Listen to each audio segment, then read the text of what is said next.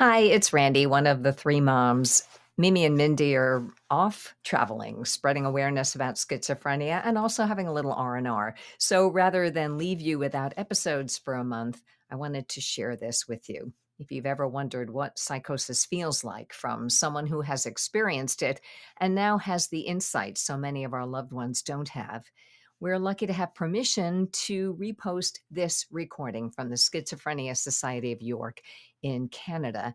They're the first and only schizophrenia awareness club organization at York University. They raise awareness, humanize individuals diagnosed with schizophrenia, and provide a voice for people with that illness and other mental illnesses. They create an atmosphere of de-stigmatization. They collaborated with Schizophrenia Society of Canada, SSC, for this. It was their fourth annual panel event, Duality of the Reality, Living with Psychosis. You'll hear the panel in three parts. First, my story of the family point of view when psychosis occurs, then Matthew, and then Christopher, who reminded me so much of my son Ben's experience. It almost felt like I was having the conversation I wish I were able to have with him if and when he gains insight. Welcome to our podcast, Schizophrenia, Three Moms in the Trenches. From the place where schizophrenia and real life collide. East Coast, West Coast, Middle America. With Miriam Feldman, Mindy Greiling, and Randye K. Finally, a place to talk about the truth. So thank you guys all for joining us today. We are the Schizophrenia Society at York, and we're hosting our fourth annual panel event called the Duality of the Reality in collaboration with the Schizophrenia Society of Canada. My name is Lavanya Dayalan, and I'm the president of SSY, and I am so thrilled to be hosting this event this year. This event, the whole purpose of this event is to have guest speakers come on board and share real life lived experiences with psychosis and schizophrenia. So we really get to see what it's like for an individual who has it themselves and how it is for them to live a day-to-day life with this mental illness. So that's what this whole event is all about. So I really wanted to thank you guys for joining us today. Some of us might know someone who has schizophrenia. Some of us might experience it ourselves, and then some of us might just be here to learn more about the mental illness. So I, applaud you all for coming here today to learn about this event, learn about schizophrenia, and be a part of, taking part in healthy conversations surrounding mental health. So thank you. Today we have three incredible guest speakers joining us today. We have Randye K, who is the co-host of the Three Moms in the Trenches podcast, and I'll do a proper introduction of everyone before they speak. So this is just a little overview. We have Matthew Dixon, who's done two bicycle rides across Canada, and Christopher Grant, who does artwork on social media. So before I get started, some of us might not know what schizophrenia is. So I'll just talk a little bit about what the disorder actually is. So schizophrenia is a neurological disorder, which is characterized by episodes of psychosis. And this is what causes an individual to have a distorted perception of their reality. And some symptoms can vary between different people and everyone who has schizophrenia experiences it differently. So no symptoms are the same for each person. Some of the symptoms include delusions and hallucinations, and these are considered positive symptoms. And there's also symptoms like cognitive decline, difficulties with concentrating, and those would be characterized as negative symptoms. And schizophrenia is a disorder that affects 1% of the world's population and 1% of Canada's population. And this number could actually be a little higher because there's a lot of stigma surrounding psychosis and schizophrenia. And this will prevent people from going forward and getting diagnosed. And there's also a lack of education when it comes to psychosis as well. And that's part of what we do here. We really try to promote and spread awareness about psychosis and mental illness. And with proper treatment, these symptoms can be managed. So Let me just tell you a little bit about the Schizophrenia Society of York.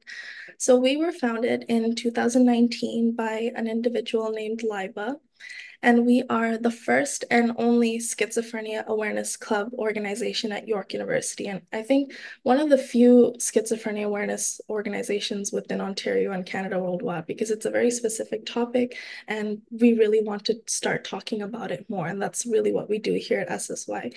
We try to aim to humanize individuals who have schizophrenia because a lot of times in social media and in the entertainment industry, it's not being put under a positive light. It's always shown in a negative way and portrayed in a negative way. So what we do here at SSY is to really, debunk those myths surrounding schizophrenia and, make sure that misinformation is not being spread and really highlight the lived experiences of individuals who either go through it themselves or who have family members who have schizophrenia. And I think it's easy for individuals to go on the internet and find an article and read about what it is, but it's a different experience to actually hear it from someone who goes through it themselves. And it's truly eye-opening to hear directly from someone who goes through it. So that's really what we do. We try to, provide a platform to educate people and raise awareness and promote healthy conversations surrounding mental illness and psychosis. We have also previously fundraised for organizations such as the Schizophrenia Society of Canada, the Institute for Advancements in Mental Health, and they were previously known as the Schizophrenia Society of Ontario. And also we've fundraised for research for schizophrenia. So that's just a little bit about what we've done in the past. Thank you, Michaela and Vijay, for sharing those resources. So that goes for everyone if you're interested in learning more about cannabis and mental health, harm reduction tips, and just the course and the website in general. Be sure to check it out. Okay, so before I introduce our first guest speaker, I just wanted to let everyone know that there will be sensitive topics that may be raised. So just keep that in mind before I introduce our guest speakers and before they start talking. So I wanted to introduce our first guest speaker, Randye. She is the co-creator and the host of Schizophrenia, Three Moms in the Trenches. She is the Connecticut State Trainer for NAMI's Family to Family course and is the author of two books, Ben Behind His Voices, One Family's Journey from the Chaos of Schizophrenia to Hope, as well as Happier Made Simple, Choose Your Words, Change Your Life. She's also an actor, actress, voice, talent, radio broadcaster, audiobook narrator, teacher, and speaker. So many roles here. And she's also spoken at the CIT International, American Psychiatric Association, and several other organizations. So thank you, Randye. I'll pass the floor to you.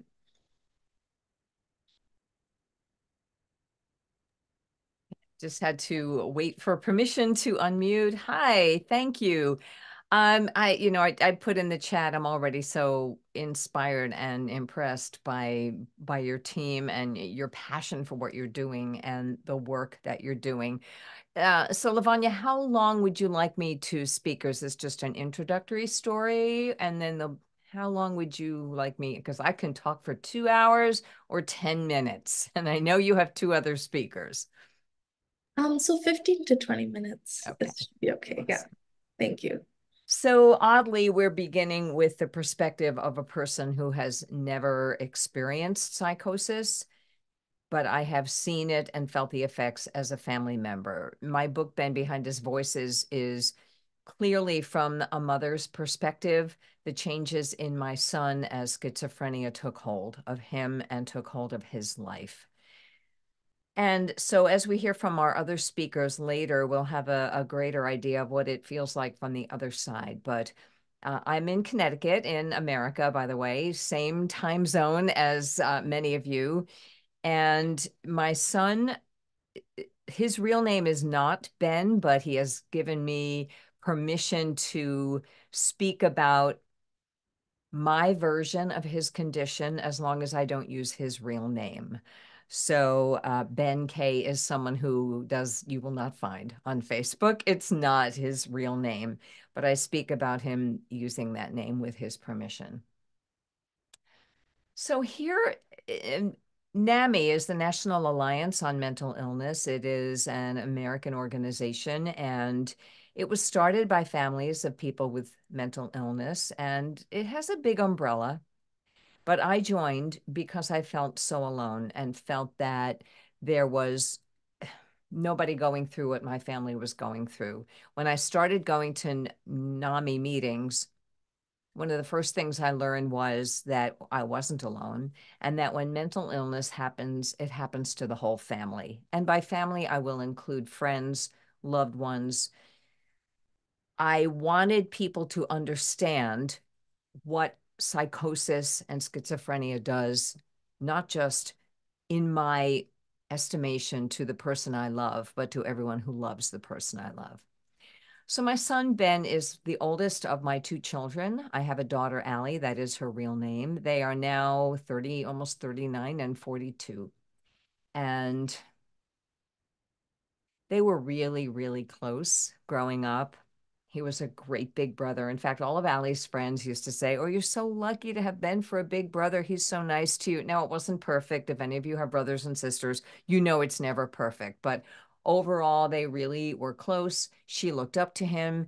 You will hear this story again and again when you talk to family members of people who have a severe mental illness. Incredibly bright, very high IQ, scored high on the SATs, a standardized test we take in America for high schoolers, and he took it in eighth grade and did incredibly well, a Johns Hopkins scholar. Everybody said, "Oh, you're so lucky. He's such a good kid. He's going to go to Yale and he'll support you in your old age." And as is very typical with males who develop schizophrenia, round about the time Ben was going into high school, which is around 14 here, he began to show signs of anxiety. Now, that wasn't unusual because I was a single parent. My children's father had disappeared without a trace when the kids were 3 and 6. I've since learned that this kind of stress can be considered a second hit when something traumatic happens, but I do not believe the trauma caused anything. My daughter had the same trauma and she's neurotypical and perfectly healthy. But that is what I chalked up the anxiety to. He had stable, wonderful love from me, from my parents, from his sister, from his friends. They were in a small private school where I taught, and so many things were going right. I got him help when he needed it. He had a big brother, but things began to change when he entered high school. And he began to come home saying, this was a new school, which I chalked up to just, he'll have to get used to it. Everyone's against me. Nobody likes me. Looking back, there are a lot of things that happened in high school that I can now, knowing what I know, look back and go, oh, it was early symptoms of schizophrenia developing. But I didn't know it at the time. What families do is we normalize. I know some of you in your introduction said you have a friend or a sibling with schizophrenia. If you knew them when it was starting, you may have seen what we call prodromal symptoms or early signs. My son eventually, he mostly got by the skin of his teeth, but round about the time he was 16, things started to fall apart. He stopped showering. He started using a lot of cannabis. He dropped out of high school 1 month shy of completing almost all of it. But he said he wanted to wander around the country and look for his father. Here in America, I had no legal right to keep him in school. He dropped out and proceeded to get worse. He was grubby. He wore the same item of clothing. He started talking about psychic vampires, and I chalked it all up to drug use. I didn't know anything about schizophrenia. I didn't know anything about mental illness. I thought that the cannabis might be a problem, but when I was a kid, I had friends who smoked cannabis, and it wasn't the cannabis you guys have these days. So I didn't know quite how strong it was.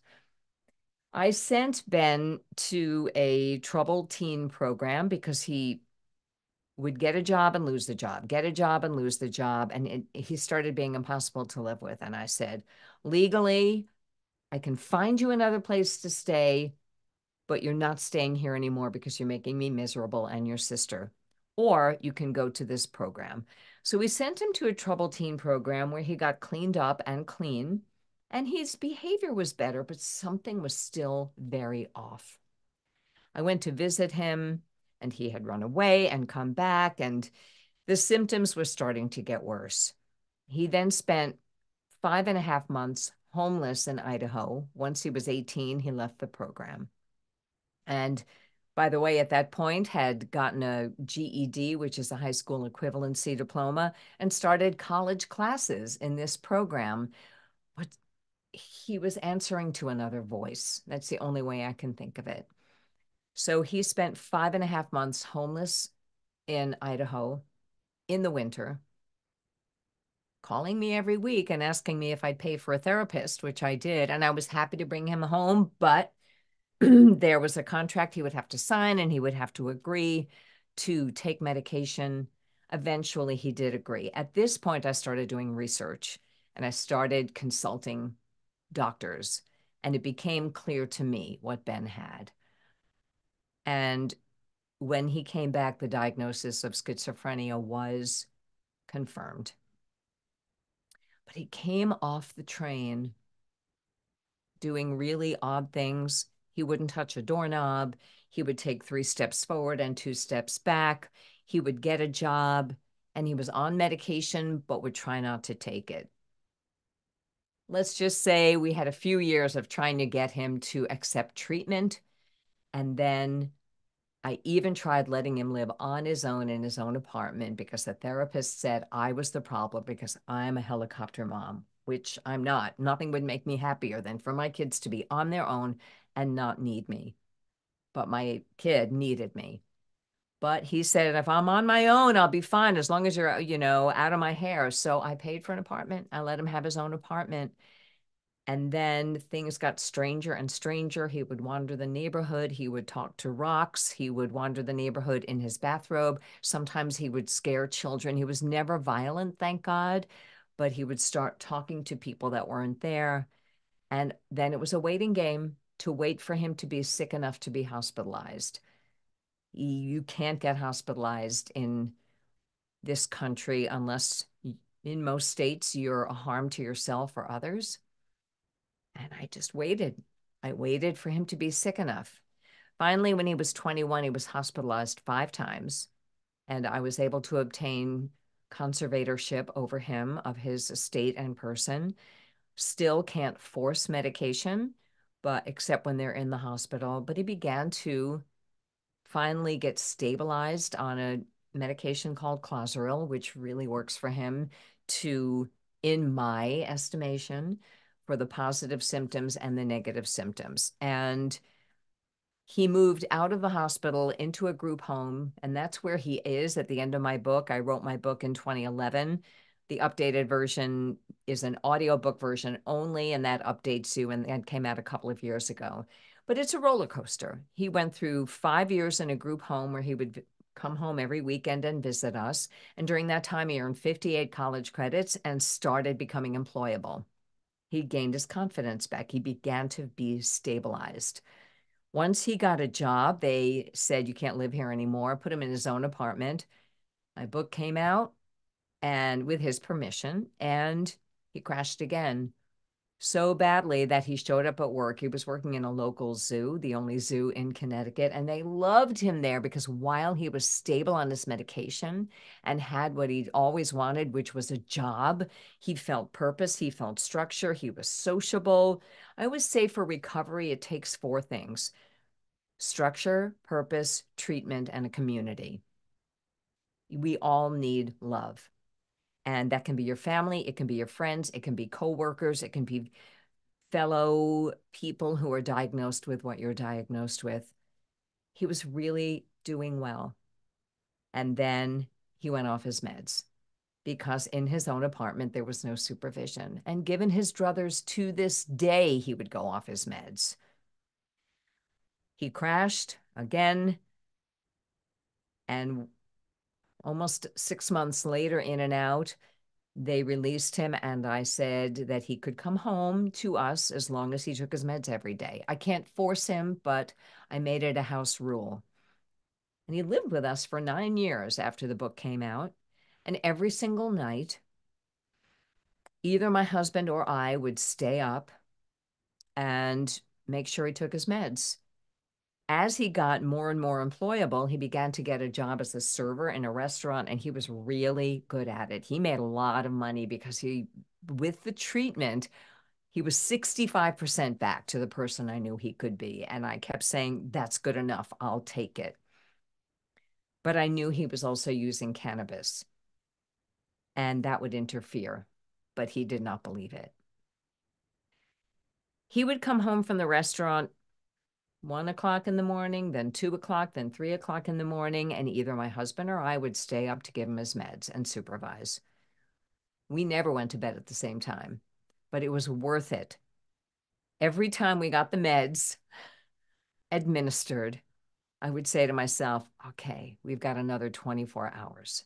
And that's how it felt. I don't think too far ahead. I just think about the moments of joy. So it was precarious, but good. He participated in family functions. His little sister, who often says to me, well, I lost a big brother, but I gained a little brother.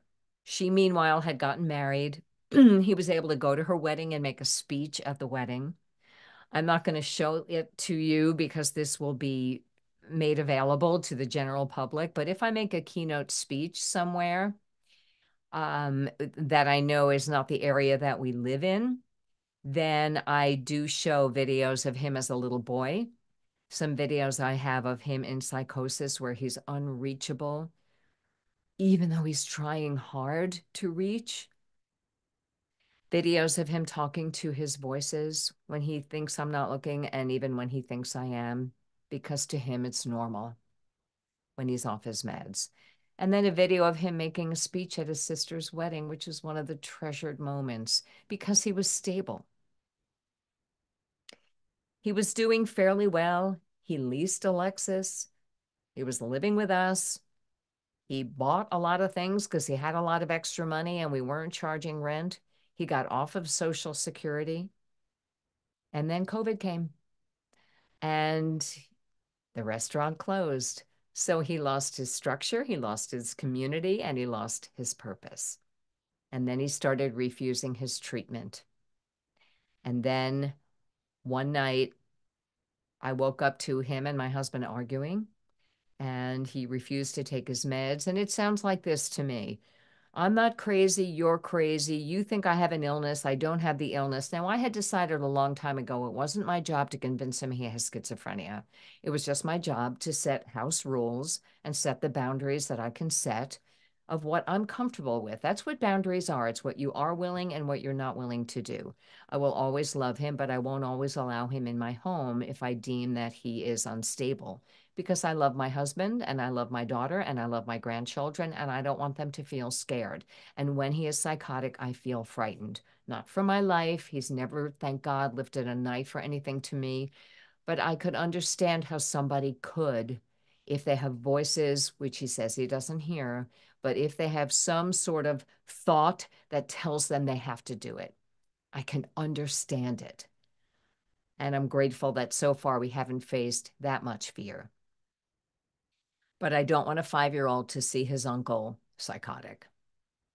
There's people I have to protect in my life. My son, I picked up the phone to call the police, and my son ran out of the house with his car.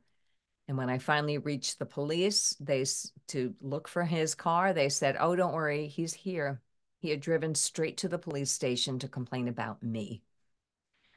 3.5 hours later, of the police who were wonderful and CIT trained, trying to calm him down, we ended up getting a 72-hour hold, and he went back to the hospital during COVID. He was in the hospital 5.5 months, again, unheard of in America because we don't allow stays that long. He wouldn't talk to anyone. My very sociable son who waits on tables and loves kids, wouldn't talk to anyone. His recollection of that is, well, I just didn't feel like talking. But I knew he was lost behind psychosis. Eventually, I got right to Medicaid again, and Eventually, he was released again to a group home where he was doing fairly well. I no longer am willing to have him live with us. I want to go to bed at the same time as my husband, and he's 40 years old. There's only so much control I can have over his life. Unfortunately, although for a year in the group home he was doing well, his teeth are so bad, and the medication he's now on, though more convenient, it's Haldol, time release injection. It's more convenient, but his teeth have turned black. So the possibility of getting waitering work is pretty small, even though maybe it's not fair, but it is what it is. He did get one job, and with time release medication, as it comes time to get your next injection, the symptoms are a little harder to control. He will never say he has schizophrenia because he doesn't believe he has schizophrenia. So it's certainly not something that he would disclose to a potential employer. And I understand why. Even if he knew he had it, there are many employers that would not hire you with that illness. At the restaurant where he worked, the manager had read my book and knew he had schizophrenia, but she hired him anyway. And I'll be forever grateful to them for that, because managed people with schizophrenia are very hireable and can do great work. The problem is that they don't know they have the illness. Many don't. I understand we'll hear from Christopher later, and it's a different story. But my son, to this day, says, I don't have what you think I have.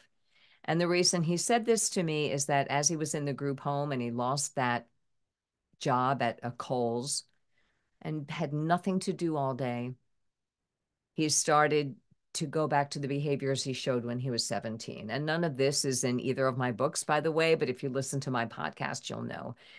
First sign was he came up with an idea that to leave the group home and just live homeless, just live on the grid in freezing cold weather. We finally He finally decided not to do that, but they moved him to a group home with less supervision, and then he met friends, and then he was using drugs.